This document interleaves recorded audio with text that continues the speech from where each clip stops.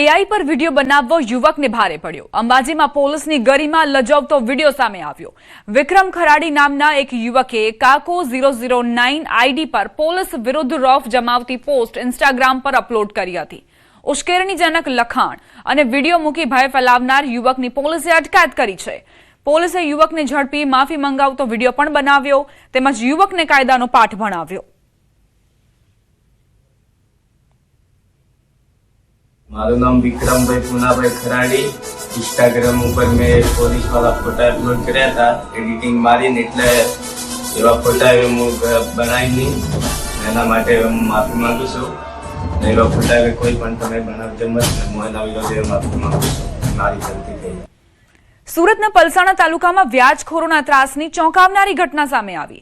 દાસ્તાન રેસિડેન્સીમાં રહેતા પરાગભાઈ જાની વ્યાજના ચક્રવ્યૂહમાં ફસાતા તેમને ભારે માનસિક ત્રાસ સહન કરવો પડ્યો। આરોપી વિક્રમ અને રાહુલ ભરવાડ દ્વારા ઊંચા વ્યાજ દરે રૂપિયા આપીને ધમકીઓ આપવામાં આવી હતી। આ સતત તણાવના કારણે પરાગભાઈના પિતાને હાર્ટ એટેક આવી પેરાલિસિસ થયું હોવાનું સામે આવ્યું। સમગ્ર મામલે પોલીસે ગુનો નોંધી આરોપીઓને ઝડપી પાડવા કાર્યવાહી તેજ કરી છે। हम व्याजखोरीથી અમે પરેશાન છીએ। મારા છોકરાએ વ્યાજે પૈસા લીધેલા દવાખાનાનું કામ હતું એમાં તો હવે એ લોકો પૈસા માટે ઉતાવળ કરે છે। અમે એમને કીધું શાંતિથી કે ભાઈ અમે આપી દઈશું તમારા પૈસા ખોટા નથી।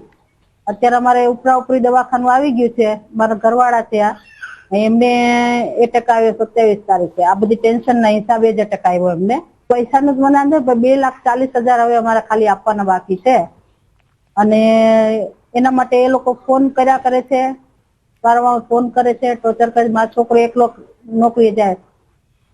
રાજકોટથી ચોંકાવનારી ઘટના સામે આવી છે જેમાં એક પ્રેક્ટિસ કરનારા ડોક્ટર દ્વારા અન્ય એક ડોક્ટરના ક્લિનિકમાં સ્પાય કેમેરા ગોઠવી તેની સ્ત્રી મિત્ર સાથેના અંગત વિડીયો રેકોર્ડ કરી કેટલાક પત્રકારોને મોકલી 25 લાખ રૂપિયાની માંગણી કરી હતી।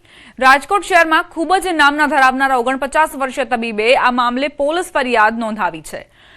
તબીબે ફરિયાદમાં જણાવ્યું છે કે ડોક્ટર કમલ નાંઢા દ્વારા તેમના સાધુ વાસવાણી રોડ પર આવેલા ક્લિનિકમાં સ્પાય કેમેરો લગાવવામાં આવ્યો હતો।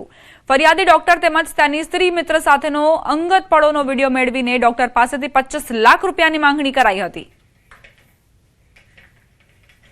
એએમએસ ડોક્ટર છે એના દ્વારા એક બલ્બ હોલ્ડરના રૂપમાં સ્પાય કેમેરો ફિટ કરવામાં આવેલ હતો અને તેઓના અંગત પળોના ફૂટેજ રેકોર્ડ કરી અમુક મીડિયા કર્મીઓ સાથે શેર કરી અને એને ડોક્ટરને બ્લેકમેલ કરવામાં આવેલ હતો અને બ્લેકમેલ કરી એમના પાસેથી 25 લાખ જેવી ખંડણીની માંગણી કરવામાં આવેલ હતી અને 50,000 રૂપિયા સ્વીકારવામાં આવેલ હતા।